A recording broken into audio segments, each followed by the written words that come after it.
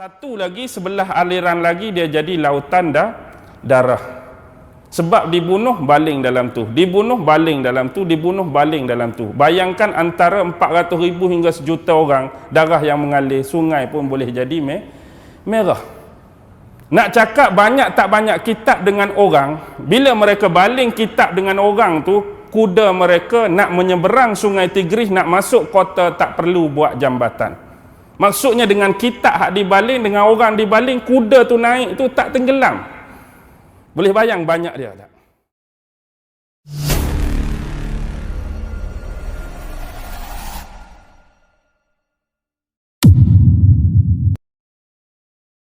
Jadi pada malam ini ada sebuah tajuk khusus yang diberikan kepada saya di bawah tajuk sejarah keruntuhan ataupun sejarah kejatuhan kota Baghdad. Sejarah keruntuhan ataupun sejarah kejatuhan kota Baghdad. Umum kita mengetahui bahawa kota Baghdad adalah sebuah kota yang menjadi mercu tanda kebanggaan umat Islam hampir beberapa kurun yang lampau. Sebuah mercu tanda yang dipenuhi dengan pelbagai bidang keilmuan, bidang pengetahuan, dipenuhi dengan bangunan-bangunan, infrastruktur yang dianggap hebat dan tercanggih pada waktu tersebut. Dengan bahasa mudah dan dengan bahasa yang lain, tidak ada satu bandingan pun kerajaan Islam yang wujud dan ada pada masa dan waktu tersebut dapat menyaingi kehebatan kota Baghdad. Bila menyebut kota Baghdad, dia juga sinonim disebut kota 1001 malam. Itulah kota Baghdad yang menjadi isu dan perbincangan kita pada malam ini. Bagaimana kota Baghdad yang begitu masyhur, bagaimana kota Baghdad yang begitu indah, bagaimana kota Baghdad yang mempunyai ketenteraan, infrastruktur yang begitu hebat akhirnya boleh jatuh ke tangan musuh Islam, iaitu bangsa Mongol daripada Mongolia. Secara mudah, pada mukaddimah atau permulaan kita nak buat perbandingan secara am ataupun kita nak buat perbandingan secara umum.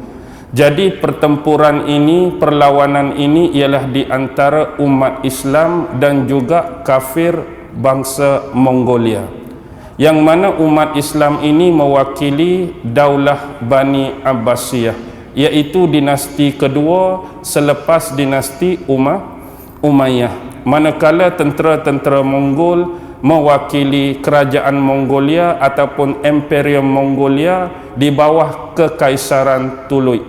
Pasal apa dinamakan Kekaisaran Tulut dan pasal apa tentera-tentera Mongol waktu nak menyerang Baghdad dipanggil tentera-tentera Ilkhanate Mongol. Baik.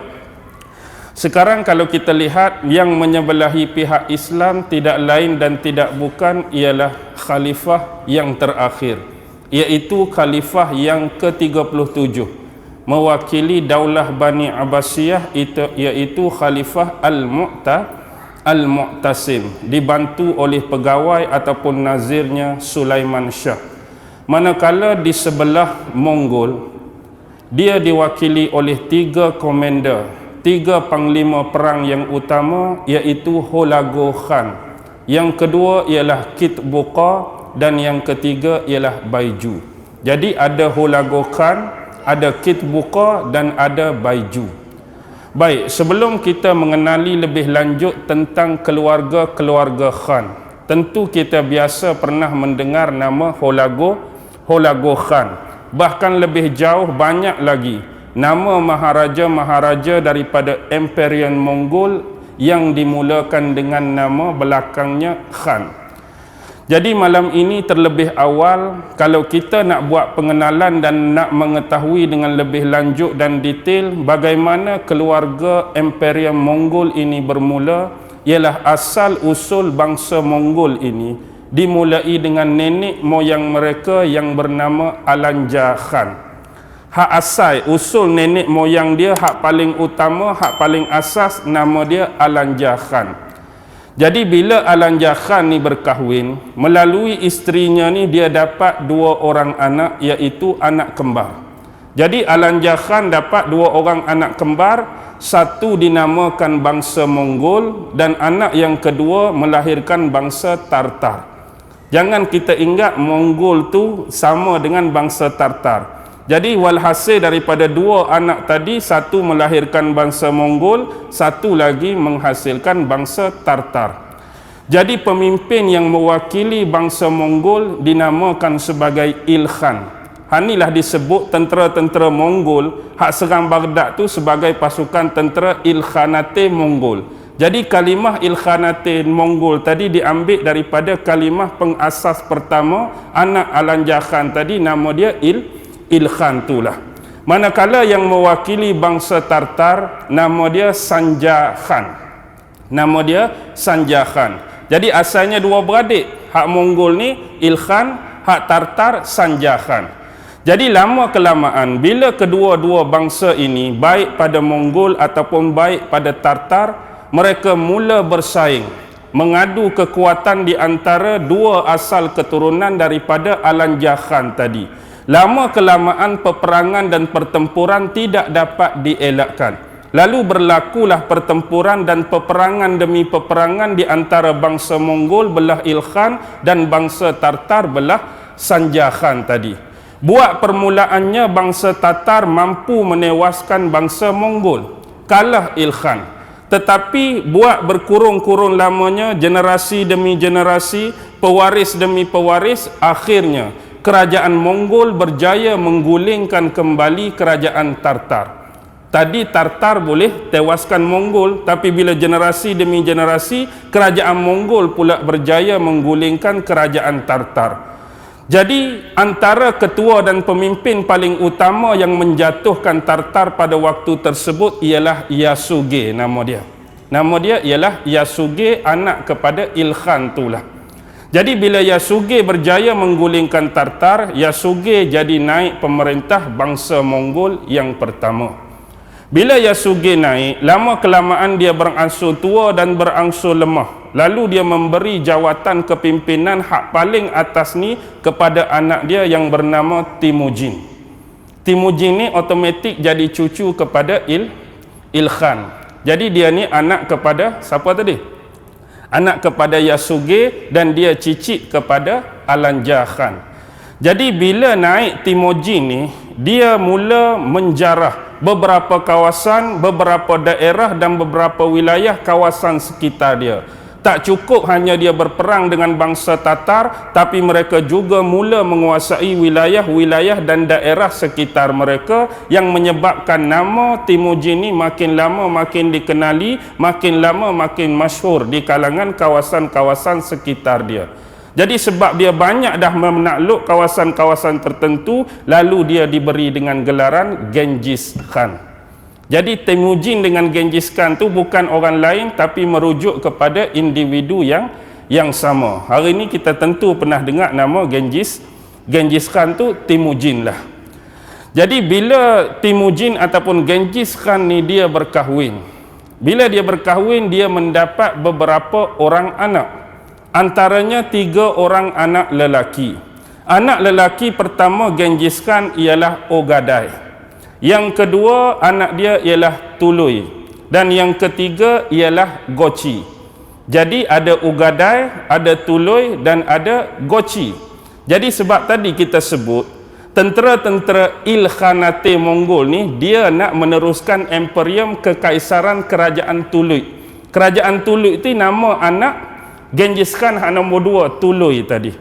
Tetapi bila Genghis Khan meninggal pada tahun 624 Hijrah, 624 Hijrah Genghis Khan meninggal. Jadi automatik tahta kekhanan dia tadi, pemerintahan tadi beralih kepada anak yang sulung, anak yang pertama yang nama Ogadai tadi. Jadi Ogadai ganti Genghis Khan. Jadi tak dapat pemerintahan tu kepada Tului maupun kepada anak yang ketiga yang nama Gochi. Jadi bila Ogadai pula memerintah, dia juga mengalami kematian. Jadi bila dia meninggal pada tahun 644 Hijrah.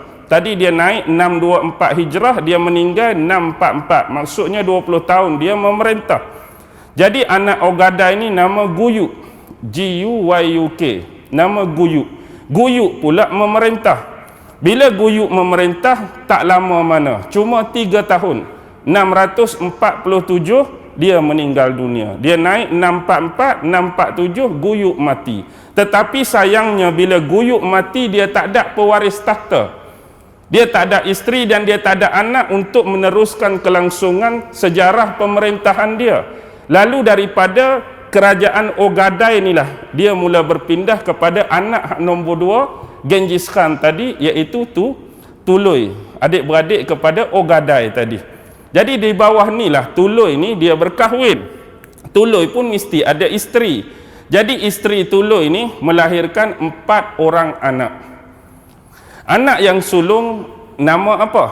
Pernah dengar nama apa ni? Akiborek tak ingat nama pertama dia ni. Akiborek ni dia hidup tak lama, dia mati masa muda. Yang kedua nama Mongke Khan. Mongke Khan. Yang ketiga Kublai Khan. Yang keempat Hulagu Khan. Jadi 4 orang anak Tuluy tadi, Akiborek, kemudian Mongke Khan, kemudian Kublai Khan, kemudian siapa? Hulagu Khan. Anak nombor 4 ni Hulagu Khan lah yang datang ke Baghdad dan meruntuhkan kerajaan Baghdad. Jadi bila hak pertama Akiborek tu mati muda, automatik sejarah kekaisaran kerajaan Tuluy tadi jatuh kepada anak yang kedua yang nama Mongke Khan. Jadi anak yang terakhir daripada Guyuk tadi dia meninggal 647 Masihi. Automatik Mongke Khan naik 648 Masihi. Sampailah 655 Masihi. 656 barulah naik adik dia Kublai Khan sampai 693 Masihi. Jadi bila dia jadi Kaisar Khan ni atas nama Mongke Khan, waktu itulah dia mula buat perancangan. Dia mengarahkan 2 adik bawah dia, iaitu Kublai Khan dan juga Hulagu Khan. Masing-masing ada perancangan yang rapi. Kepada Kublai Khan dia minta bergerak ke arah Cina. Maksudnya Kublai Khan kena serang kerajaan Cina ataupun kena serang wilayah Cina. Tu bahagian Kublai Khan.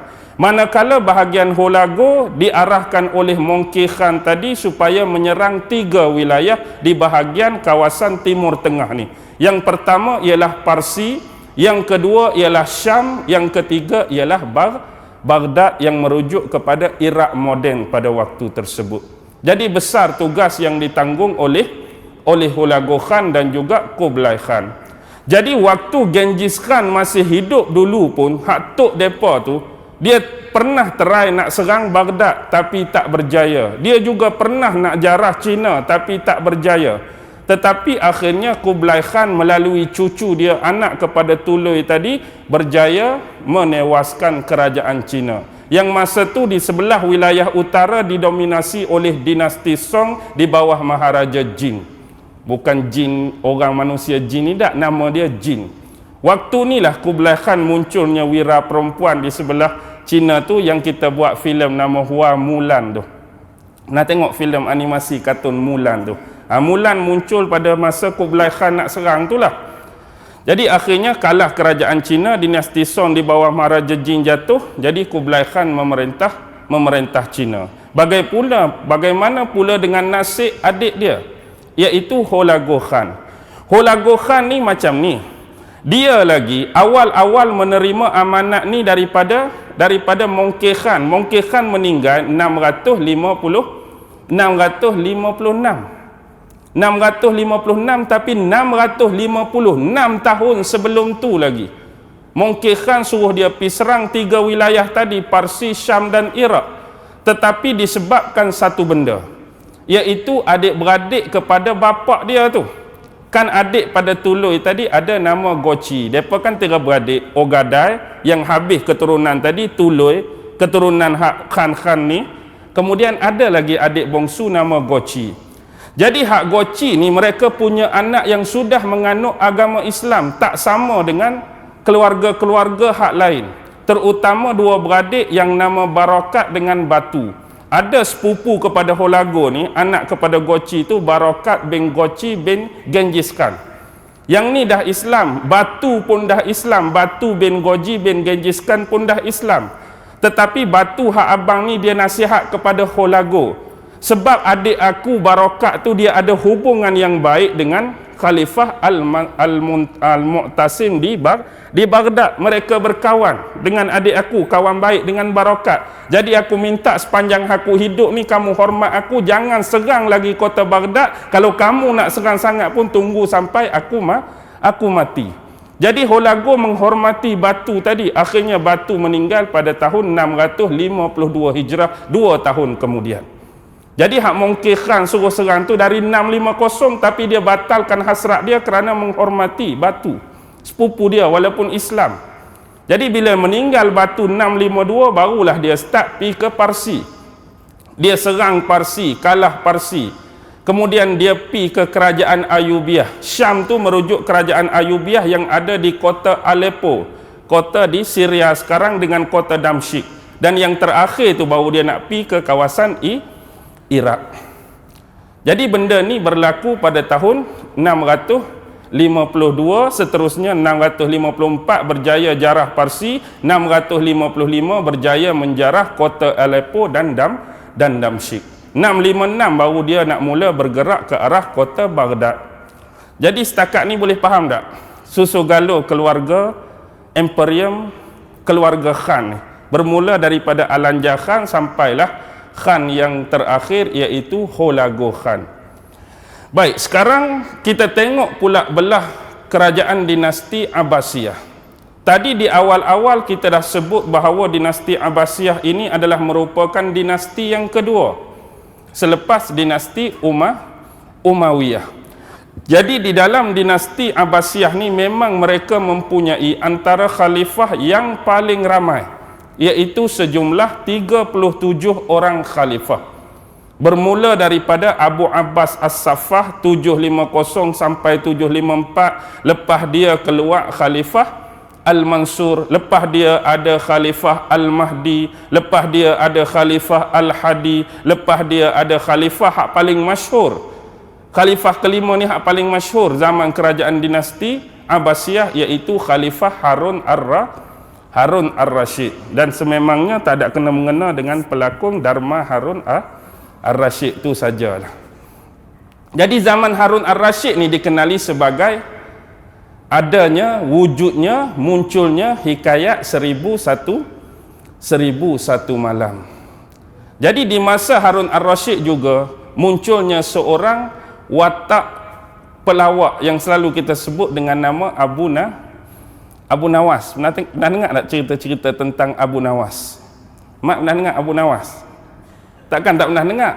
Watak lucu, watak pelawak zaman dinasti Sultan ni, Khalifah ataupun Sultan Harun Ar-Rasyid. Jadi Abu Nawas ni nama betul dia ialah Abu Ali Al-Hasan bin Hani Al-Makrimi. Dia ni lahir pada tahun 747 Masihi, seingat saya bersamaan 145 Hijrah. Jadi dia banyak, bila khalifah ni menghadapi masalah, khalifah ni stres, khalifah ni gelisah, dia minta didatangkan Abu Nawas ni lah. Sebab Abu Nawas ni dia suka cerita benda hak pelik-pelik. Antara contoh, kita bawa salah satu contoh, satu hari tu khalifah kata dia nak renovate masjid Baghdad. Dia kata, Abu Nawas, aku ni nak memperbaharui masjid Baghdad, aku nak renovate masjid Baghdad. Dia kata tak payah renovate, kalau kamu nak buat masjid hak lain. Sebab kalau kita renovate dia tetap macam tu juga, tapi kalau buat hak lain boleh orang lain semayang pula. Sebab hak ni pun asyik penuh saja. Jadi macam mana nak buat? Aku minat tapak tu, kata khalifah. Aku minat tapak yang sedia ada tu. Aku nak buat pun kalau hak baru mesti di situ, sedangkan di situ dah ada masjid Baghdad.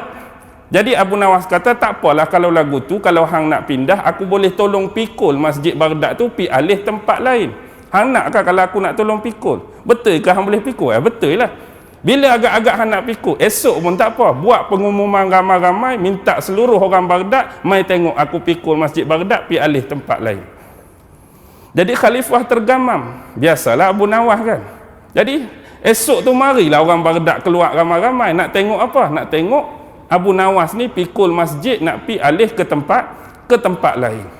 Last kali bila dia pi duduk depan pintu masjid, dia kata apa? Sebab semalam ni aku banyak gunakan tenaga, jadi aku sakit pinggang. Bila aku sakit pinggang, boleh tak orang-orang di kota Baghdad ni ramai-ramai tolong angkat dulu masjid ni, letak atas belakang aku sebab aku ni tak boleh tunduk. Jadi minta tolong angkat dulu, lepas tu baru letak atas belakang aku, baru aku boleh alih. Nampak tak dia punya tune tu? Padahal dia tak boleh nak angkat pun, tapi dia buat pura-pura dia sakit pinggang, nak suruh orang lain dulu angkat, kemudian letak atas belakang dia, baru dia pindah. Padahal dia sendiri pun memang tak boleh angkat pun. Tetapi dengar begitu, hilang stres Khalifah Harun Ar-Rasyid. Memang banyak cerita pasal Abu Nawas ni.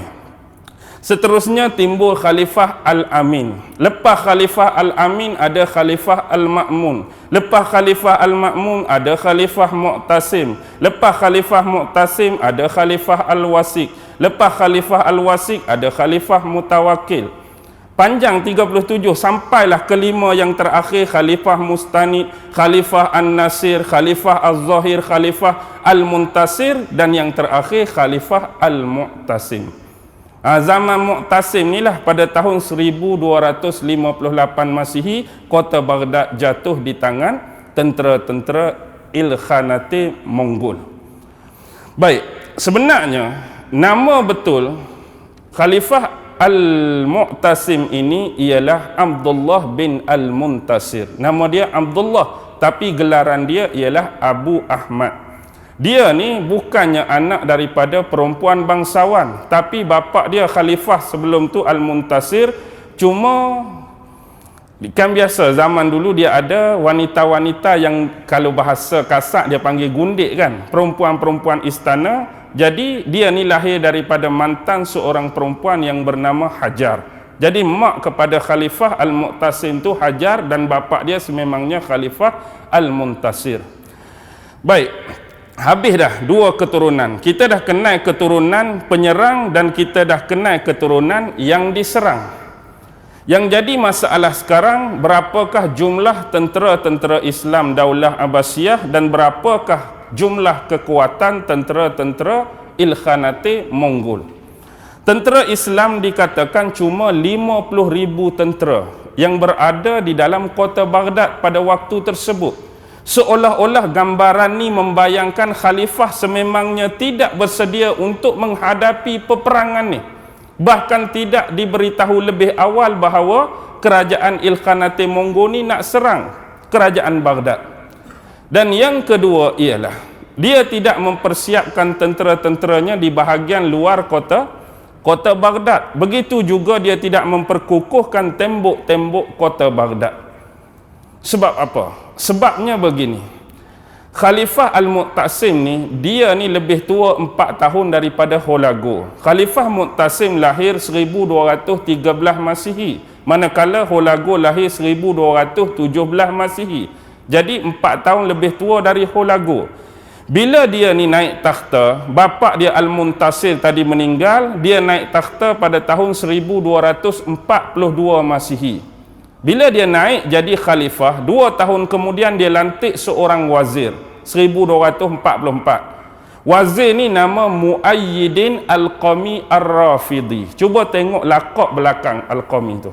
Muayyidin Al-Qami Ar-Rafidi. Nampak tak merujuk kepada siapa? Ar-Rafidi ni merujuk kepada Rafidah. Maksudnya dia menganut fahaman Syiah Isna Asyariyah, Syiah Imam 12, ataupun nama lain dia Syiah Imamiyah, ataupun nama lain dia Syiah Rafidah. Jadi bila dia orang Syiah, sebenarnya mereka ni ada komplot yang cukup lama untuk menjatuhkan kerajaan Islam. Sejak zaman Sayyidina Umar menghancurkan kerajaan Parsi dulu, memang orang-orang Parsi ini disemak dengan dendam kesumak yang cukup lama. Mereka beria-ia benar dan menginginkan sesebuah kerajaan Islam tu jatuh. Lalu peluang ni diambil oleh Muayyidin dengan seorang lagi kawan dia, memang masyhur dalam sejarah, dikenali dengan nama Nasiruddin At-Tusi. Ini dua orang yang jadi wazir. Inilah berlaku pembelotan dan pengkhianatan terhadap kota Baghdad. Jadi sebelum ni Khalifah Muntasir ni tahu dah ada ura-ura bahawa pasukan Mongol daripada Mongol ni cukup bahaya. Dan dia telah menyediakan hampir antara 100 hingga 120 ribu tentera patut kawal kota Baghdad. Jumlah yang besar 100 hingga 120 ribu. Tetapi bila Muayyidin Al-Qami Rafidi dia jadi wazir, dia pergi buang segala nama tentera-tentera tadi, ada yang tidak dibayar gaji. Jadi seolah-olah dia cuba mengurangkan position ataupun mengurangkan kita kata bilangan tentera-tentera tadi, hanya yang tinggal waktu Mongol serang daripada 100 ataupun 120 cuma 50 ribu. Hak dalam, hak luar kota langsung tak ada seorang pun. Jadi khalifah tak sedar perkara ni berlaku. Ni antara penyebab utama kerajaan kota Baghdad memang kalah teruk di tangan Ilkhanate Mongol. Masa tu ada 50, Mongol mari 120. Maksudnya dengan nisbah 1 lawan 2,5 lah. Maksudnya kalau kita lah ni seorang, ada 2 orang, belah seorang lagi. 2,5 orang hak terpaksa berdepan. Jadi yang meninggal, yang rugi, kerugian belah tentera Mongol daripada 120,000, 1,000 saja yang mati. Maksudnya mereka masih berbaki 119,000. Tetapi tentera Islam hak 50,000 seorang pun tak tinggal. Semua mati, termasuk khalifah pun mati dibunuh. Bahkan di luar kota disebut 2 riwayat. Satu riwayat 400,000 hingga 1,000,000 nyawa terkorban. Riwayat yang kedua kata 200 hingga 800,000 nyawa terkorban, rakyat awam, rakyat biasa. Jadi memang mereka pukul sungguh-sungguh. Memang mereka jarah sungguh-sungguh, sebab Hulagu duk simpan dendam lama Datuk dia Genghis Khan yang pernah serang Baghdad dulu tapi tak kesampaian. Begitu juga dia pernah serang Cina tapi tak berjaya. Lalu kedua-dua impian tok dia Genghis Khan dulu dilunaskan oleh abang dia Kublai Khan di Cina, dan dia di kawasan 3 tadi, iaitu Parsi, Syam dan Iraq. Jadi bila kita tengok sebelum mereka nak masuk ni, kita tengok rentetan-rentetan awal sebelum mereka sampai di depan kota Baghdad. Sebelum mereka sampai di depan kota Baghdad, mereka terpaksa melalui sekarang apa yang dikatakan wilayah negara kanlah ni ada Iraq. Kalau dia tu Mongol belah kawasan Cina, dia nak marilah ni, nak lalu ke Iraq, dia ada negara lain, iaitu negara kalau Iran tak ada lah zaman dulu tu Iran, tapi lah ni dia kena lalu negara Iran. Inilah disebut wilayah-wilayah Khawarizmi, wilayah-wilayah Lurs, wilayah-wilayah Bukhara, wilayah-wilayah Khurasan. Kita semua kenal nama wilayah tu kan, Khurasan, Bukhara, Lurs dan Khawarizmi. Memang dia di bawah taklukan Khalifah Daulah Abbasiyah dulu, tapi lah ni semua negara tu di bawah negara Iran. Jadi bila Iraq di sini, Iran di sini dan Mongol belah ni, memang mereka akan lalu daerah-daerah tadi yang menjadi penampan paling awal, protektor paling awal kepada kerajaan Daulah Abbasiyah di Baghdad. Sebelum tu kita kenal dulu keadaan permukaan bumi Mongol. Mongol ni kebanyakan penduduk dia tinggal di perbatasan dan pergunungan Mongolia. Belah utara depa ada kerajaan Siberia. Belah bawah selatan dia kerajaan Cina. Belah timur dia ada kerajaan Manchuria. Manchu ni sebahagian daripada kerajaan Cina lama. Di sebelah barat dia ada kerajaan Turkistan. Jadi Siberia utara, Cina di selatan, Manchuria di timur, Turkistan di sebelah barat. Jadi kebanyakan mereka ni menghuni kawasan mana? Padang rumput, step kita panggil kan. Sebab mereka ni kaum nomad. Kaum nomad ni maksudnya kaum yang suka berpindah randah. Mereka tak ada satu kawasan yang dianggap sebagai pemilikan atau pemastautinan tetap. Jadi contoh, bila mereka dah jarah satu-satu kawasan, mereka akan meninggalkan seorang wali ataupun pemimpin di situ. Jadi bila dah pemimpin ada, mereka bergerak ke tempat lain. Mereka hidup secara nomad, pi jarah tempat lain, mereka lantik pemimpin, pi mereka meninggalkan satu wilayah demi satu wilayah, tapi ada orang tolong jaga. Baik, bila kita lihat di situ, secara umum mereka banyak mendiami kawasan padang rumput step. Padang rumput stek yang paling besar ni dia berada di antara dua gunung utama di Mongol. Pertama disebut sebagai Gunung Ural, URAL, yang kedua ni Gunung Altai. Gunung Ural dengan Gunung Altai ni inilah padang rumput stek yang paling luas yang banyak dihuni oleh orang-orang Mongol dan juga orang-orang Tartar. Dia juga disebut sebagai kawasan Siberia Selatan ataupun kawasan Tibet Utara ataupun kawasan Turkistan Timur. Tu kawasan yang paling banyak. Begitu juga mereka banyak menghuni hutan-hutan di Siberia dan Mongol berdekatan dengan Danau Baikal. Ataupun hari ini orang selalu sebut Tasik Baikal. Pernah dengar Tasik Baikal? Tak pernah dengar, tak apa.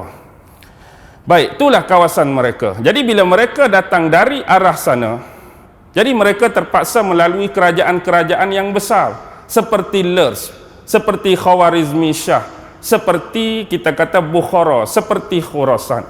Jadi bila pasukan mereka besar dan serangan mereka ni adalah serangan yang dianggap sebagai istilah peperangan dia panggil ambush. Ambush ni tahu tak? Serang hendak dia panggil. Jadi serang hendak ni musuh tak tahu. Jadi tanpa persediaan, kota Lurs jatuh dengan mudah. Kota Khawarizmi Shah jatuh dengan mudah. Kota Bukhara jatuh dengan mudah. Dan kota Khurasan jatuh dengan mudah. Tetapi mereka terpaksa berdepan lagi dengan tentera-tentera kerajaan Hashashin. Hashashin ni, dia adalah kerajaan-kerajaan Islam. Dia ni berbeza sedikit dengan kerajaan Baghdad di Mongol. Seolah-olah mereka ni satu kerajaan yang berasingan. Tentera-tentera kerajaan Hashashin ini berpusat di pergunungan Alamut.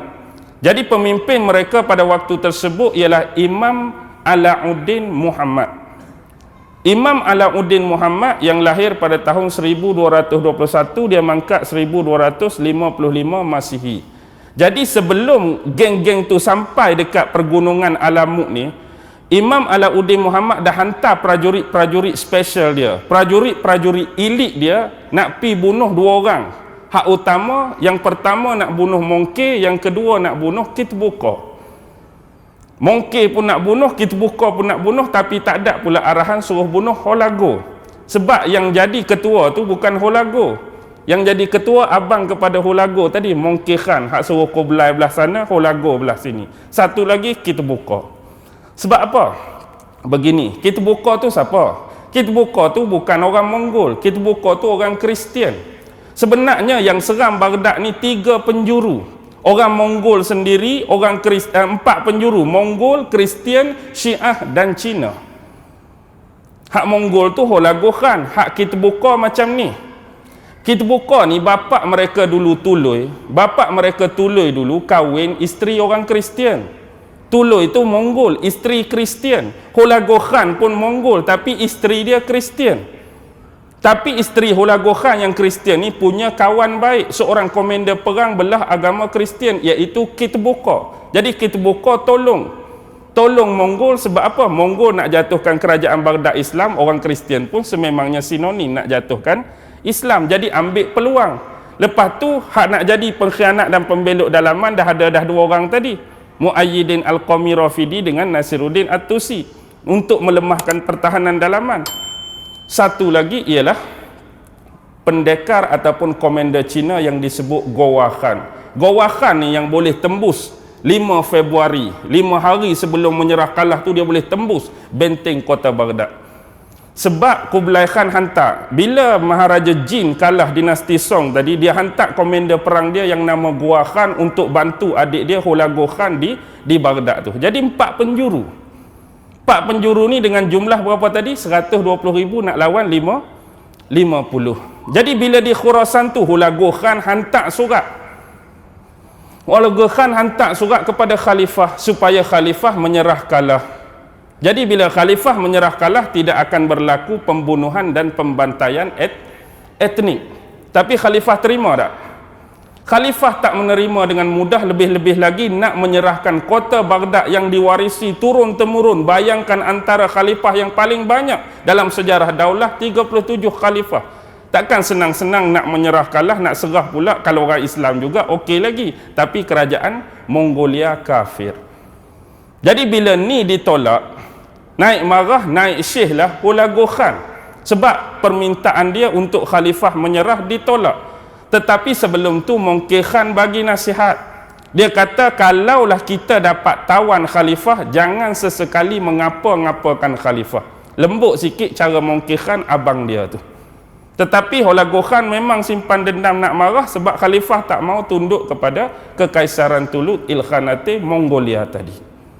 Lepas itulah mereka mula menghantar tentera sedikit demi sedikit, yang akhirnya pada 26 hari bulan Januari 1258 tibalah pasukan tersebut di luar kota Baghdad. Ingat 26 Januari. Tarikh pengepungan sebenar 29. 3 hari sebelum tarikh bermula invention dan pengepungan, mereka dah ada di luar. Tapi jumlah bukan 120,000 lagi, tak sampai lagi hak Gawakan, tak sampai lagi hak kita buka. Jadi bila duduk di situ, mereka buat manuver penjepit. Tahu manuver penjepit? Tak faham macam ni. Istilah bila kita nak kepung satu-satu tempat, lebih-lebih lagi nak kepung satu kota yang besar. Teknik pengepungan cukup banyak dalam siri peperangan. Ada orang kepung satu tempat tu, dia buat lingkungan, betul? Kan kita nak lingkung ni, macam nak lingkung gelas ni, ada orang lingkung, dia buat bentuk tentera dia bulat lingkung. Ada orang buat bentuk 4 segi. Tetapi manuver penjempit ni dia buat macam bentuk diamond. Bentuk diamond maksudnya lagu tu dia kepung. Faham? Jadi setengah orang buat bulat, setengah orang buat 4 segi tepat. Ni dia buat manuver penjepit, dia panggil bentuk diamond. Sebab nanti dia akan masuk cara diamond. Kalau orang bulat ni dia masuk bulat lagu tu. Kalau orang 4 segi dia masuk lagu tu, masuk lagu ni. Tapi hak ni lebih mencengkam. Begitu juga dengan teknik hak masa perang Qadisiyah. Masa tentera-tentera Islam mengalahkan Parsi dulu. Memang tentera-tentera Rostom milik Parsi lebih ramai dari tentera Islam. 120 lawan 40,000. Tapi hakikatnya mereka guna sistem apa yang Khalid Al-Walid ajar? Sistem deruan ombak. Sistem deruan ombak macam kita tengok peminat-peminat fanatik bola sepak EPL no, di Inggeris, bila mereka bersorak, mereka bangun turun, mereka bangun turun. Pernah tengok tak? Mereka bersorak kan, seorang bangun, seorang turun, dia jadi macam bentuk ombak. Tapi tentera Islam pun buat demikian. Jadi mereka bergerak tu macam ombak, walaupun jumlah sikit, tapi bila buat gerakan tersebut orang nampak ramai. Bentuk tu nampak ramai, jadi menyebabkan takut di sebelah pihak Rustum Syria. Tu saya nak cakap beberapa contoh teknik dan kaedah seni peperangan. Baik, kembali kepada ni tadi. Bila dia buat manuver penjepit, akhirnya mereka duduk di antara kedua-dua sungai Tigris. Sebab kota Baghdad ni berdekatan dengan sungai Tigris. Mereka kepung sebelah barat, mereka kepung sebelah timur. Hak mula-mula serang ialah mereka kepung belah mana? Mereka kepung belah barat. Jadi bila kepung belah barat, keluarlah daripada pintu tu beberapa orang tentera khalifah. Akhirnya serangan pertama berjaya ditangkis oleh Daulah Bani Abbasiyah. Memang kalah pada gerakan pertama, manuver penjempit tak berjaya. Memang benang tentera khalifah. Tetapi bila mereka buat perangkap, macam ni, bila mereka nak dekati benteng kota tadi tentera keluar daripada kota, perang, kalah tentera Hulagu. Yang ni mereka try masuk, bila buka salah satu pintu tu, mereka keluar, mereka berundur. Bila berundur, kawan ni masuk, peluang diambil oleh Baiju, seorang lagi tentera terhebat, masuk kok pintu. Dia bawa tentera dia, dah buka pintu tadi, masuk pintu kecil tu, masuk hak tu, kepung lah jadinya.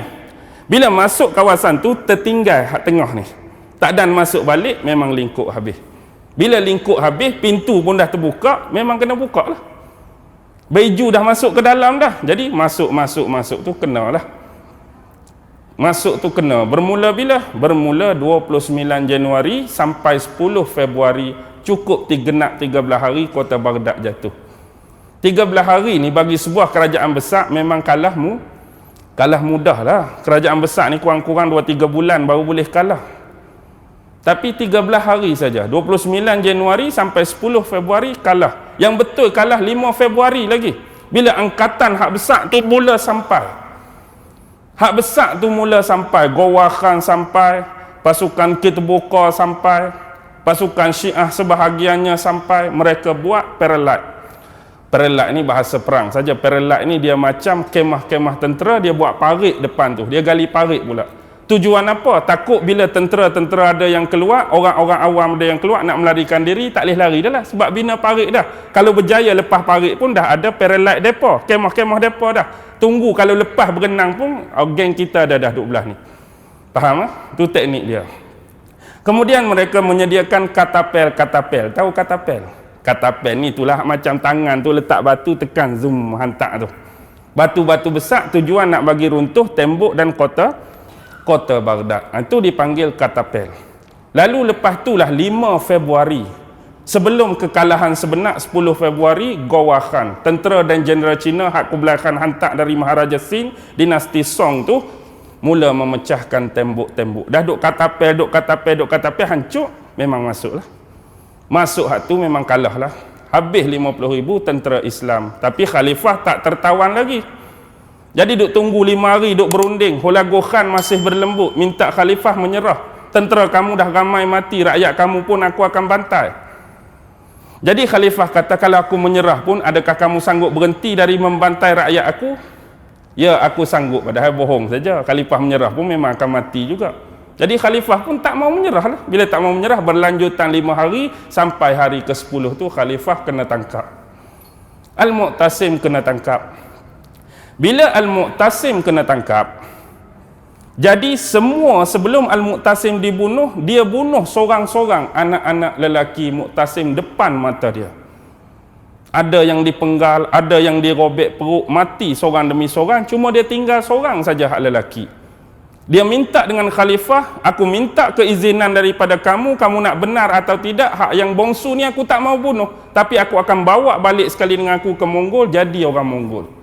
Memang dia bawa balik, dan anak yang bongsu tu kahwin dengan wanita Mongolia yang jauh terpisah dengan sistem organisasi Islam. Memang jadi Mongol terus dah tu. Memang dia ambil seorang. Jadi bila dapat khalifah, dia bawa khalifah ke jalanan. Tengok rakyat dia dibantai. Rakyat dia dicekik, rakyat dia dibunuh, rakyat dia ditikam, rakyat dia disembelih, rakyat. Nak suruh khalifah tengok. Tadi orang suruh menyerah, hang tak mau menyerah, sekarang hang rasa. Jadi akhir sekalipun khalifah dia pun nak buat macam mana? Sebab orang-orang Mongol cukup beramal dengan satu agama disebut agama Tengri. Agama Tengri ini dipanggil Kudus si Langit Biru. Maksudnya dia percaya kepada satu alam kuasa hak paling tinggi duk atas. Macam kita lah hak jenis tak mampu nak hurai lagu mana. Tapi dia percaya kepada satu zat, satu kuasa yang paling tinggi. Jadi dalam masa yang sama, mereka ni tak semayang, tak menyembah kepada Tengri tadi, tapi menyembah arwah ataupun roh-roh yang jahat. Pasal apa tak sembah roh yang baik? Sebab roh jahat ni yang selalu bawa bala, roh jahat ni selalu bawa penyakit. Dan kemudian mereka menyembah roh-roh tadi semata-mata bukan nak sembah sangat, tapi nak suruh roh jahat ni jangan ganggu keluarga kami, jangan bagi penyakit, jangan kacau kami. Macam kita orang tua-tua dulu duk buat apa? Pi baling kerbau, pi baling lembu di laut tu. Nah, sini tak berlaku kan lagu tu?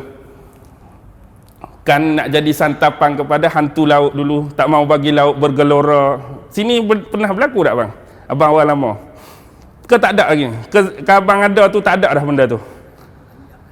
Jenis anjak-anjak apa. Tapi kami kat Kelantan dulu lebih hebat. Pi ambil lembu sekok baling terus. Kerbau baling terus seolah nak suruh hantu air makan. Konon-kononnya laut tu tak jadi bergelora, senang orang nak cari makan. Padahal lagu tu juga laut pun tak. Hak mampuhnya lembu saja, kerbau sajalah mati. Baik. Bila mereka percaya kepada Tengri, bila nak bunuh ni, mereka ada dua benda hak duk berselisih. Pertama ialah, jangan sekali-kali kata kalau kita bunuh khalifah, hak pegangan belah kita dan kita ambil kira juga. Mungkin kata, bagi nasihat, kita ambil kira pegangan belah orang Islam. Orang Islam kalau tahu khalifah dia mati dibunuh dan setiap titik darah dia tumpah ke bumi, mereka punya dendam yang amat panjang dan kita akan jadi teruk masa depan. Kita nak bunuh, tapi bagaimana cara kita nak bunuh? Nak bagi darah khalifah dia ni tak tertumpah atas tanah. Satu, kita ambil kira bab orang Baghdad dan orang Islam. Dia tak boleh khalifah dia kena bunuh, memang dia akan serang balik.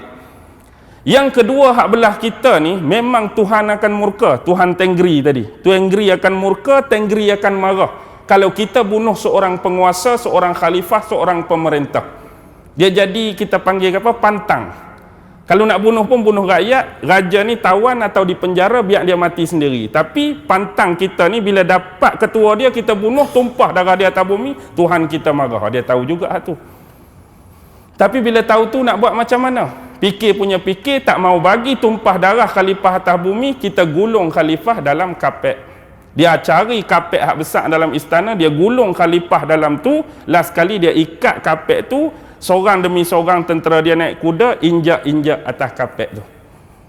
Jadi khalifah duk tergulung dalam kapet, mari seorang kuda, injak-injak pi. Mari hak lain injak-injak pi, akhirnya khalifah mati terbunuh dalam kapet, gulungan kapet tadi. Jadi walaupun keluar darah dari mulut ke, dari anggota fizikal yang lain pun, darah tu tumpah tak?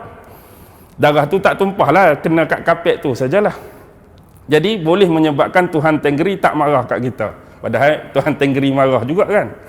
Tapi itulah hakikatnya kepercayaan. Selain tu kalau hari ni mereka guna agama ni dengan agama syaman. Syaman ni pun kalau bahasa Inggeris tu merujuk kepada tuk-tuk dukun, tuk-tuk bomoh juga. Dia panggil syamanisme. Orang Mongol ni banyak lagi. Dia percaya macam ni, syamanisme ni. Dia percaya kepada roh di luar, hak tak nampak tu boleh merasuk dalam tubuh ketua-ketua mereka. Bila masuk dalam tubuh ketua mereka ni boleh mengajak sesuatu yang mereka katakan sebagai ibadah dan amalan. Jadi bila dia duk baca mentera dia, masuk benda tu, kawan tu pula jadi mengajak. Kalau lagu ni, buat lagu ni. Macam ustaz dia duk mengajak lah. Jadi dia ambil amalan-amalan hak benda tu merasuk tu.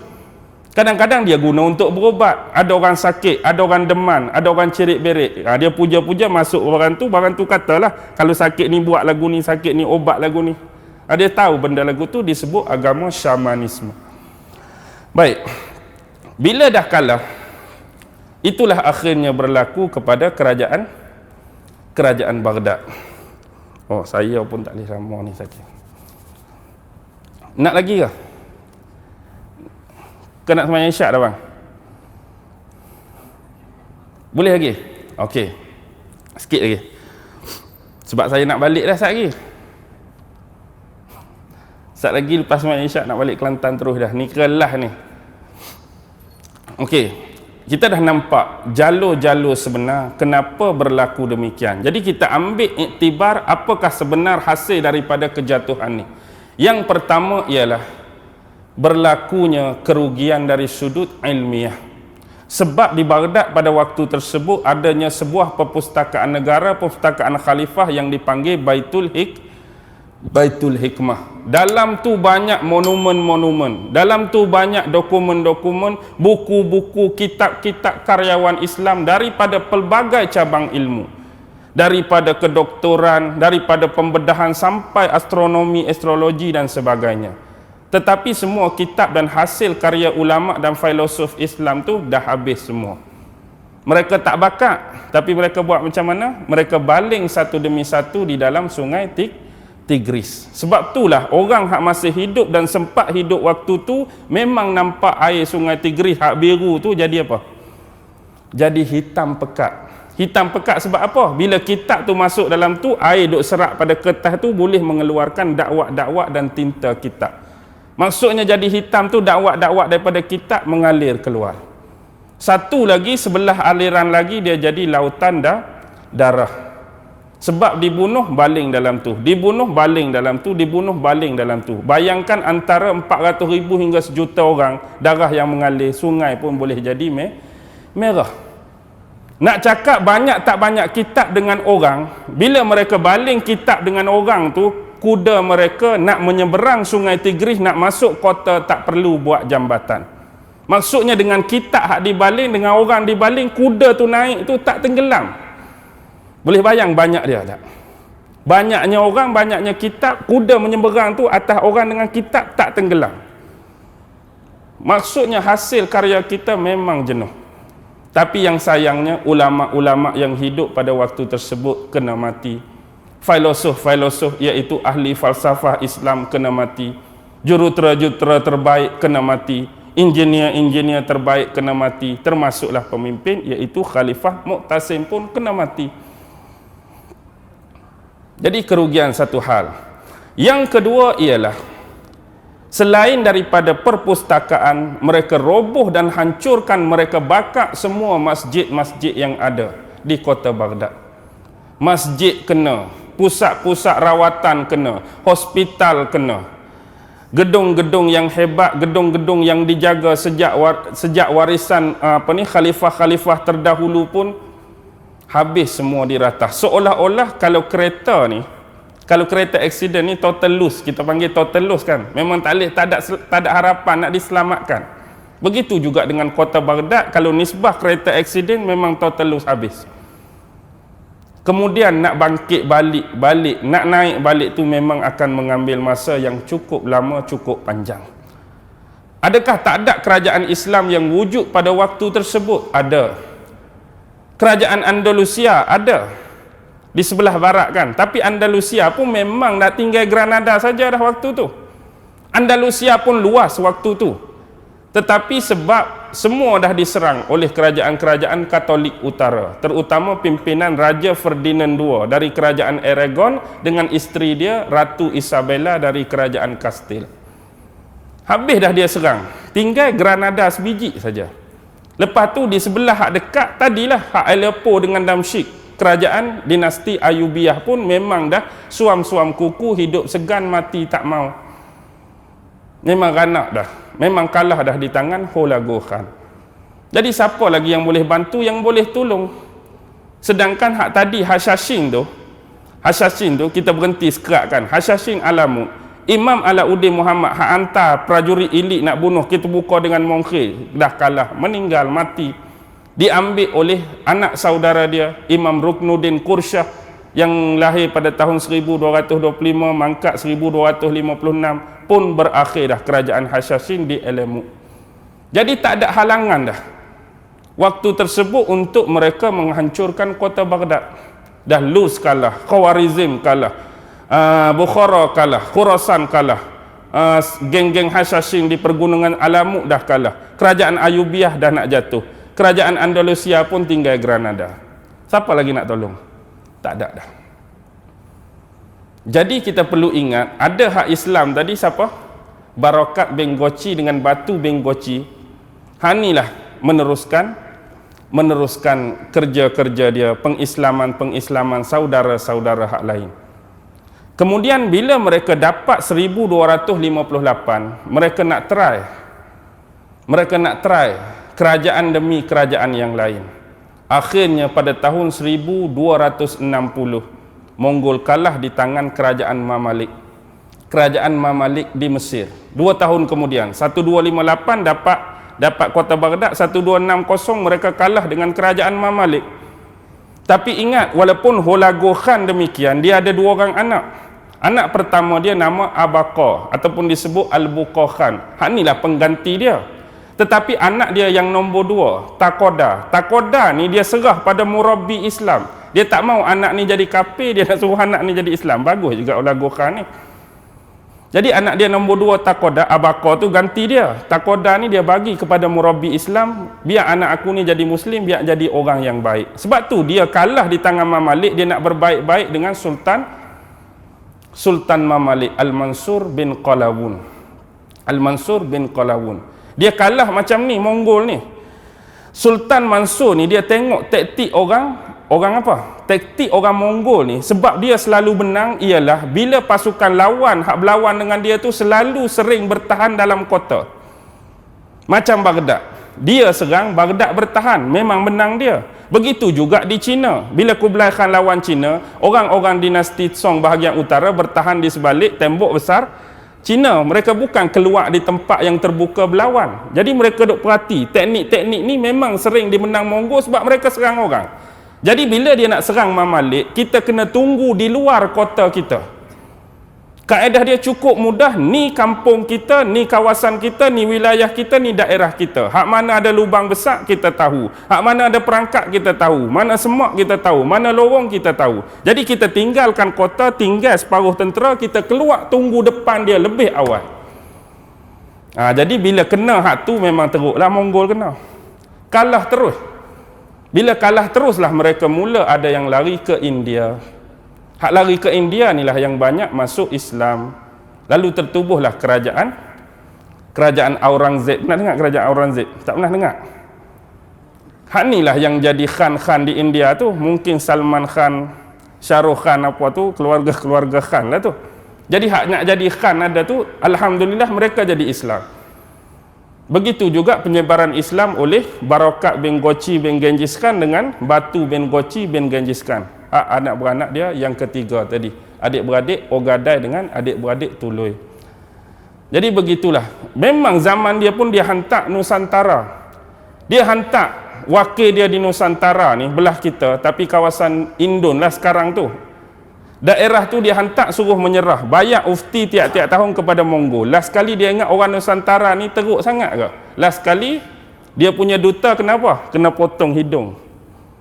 Orang Nusantara kerak hidung, hantar dia balik semula ke Mongol. Ingat ke nak tunggu serang? Kawan ni tak bersedia dah geng Nusantara, tapi tak main-main pun. Kenapa tak main? Sebab sebelum tu dia nak serang di apa tadi? Di Mamalik, dia ingat dia menang, tapi dia kalah. Bila dia kalah, berakhir macam itulah. Agak-agak kalah berani lagi tak nak main kot ni? Kalau abang kalah nak main pi lagi ke? Rasa nak pertaruhkan lagi ke nyawa tentera kita? Tak ada dah. Berakhirlah kerajaan Mongol. Jadi hari ni Mongol ni pun memang pelik. Kalau saya duk cek-cek pun Presiden Mongol pun saya tak kenal. Sekurang-kurang Presiden negara besar-besar ni kita kenal. Abang kenal Presiden Mongol nama apa? Mat. Siapa di sini kenal nama Presiden Mongol? Kalau kenal memang hebatlah dia tu. Kalau Presiden Amerika semua orang kenal. Presiden Mongol saya pun tak kenal. Dia masuk PBB ke tak pun tak tahu. PBB juga ke Mongol ni? Ada dia masuk PBB ke tak? Wallahu alam. Pukul 9 boleh dah bang eh? Saya pun nak balik dah, nak rush insya-Allah. Jadi sedikit sebanyak, walaupun kita kata tidak terlalu memuaskan hati pendengar hadirin hadirat, lebih kurang penceritaan dan pendetailan kita malam ni dapat memecahkan beberapa kebuntuan-kebuntuan dan kekeliruan-kekeliruan yang selama ini bermain di fikiran kita. Baki lagi, apa yang baik itu datang daripada Allah Subhanahu wa taala, kelemahan dan kekurangan itu datang daripada diri saya sendiri. Wallahu alam. Wabillahi taufiq wal hidayah. Wassalamualaikum warahmatullahi wabarakatuh.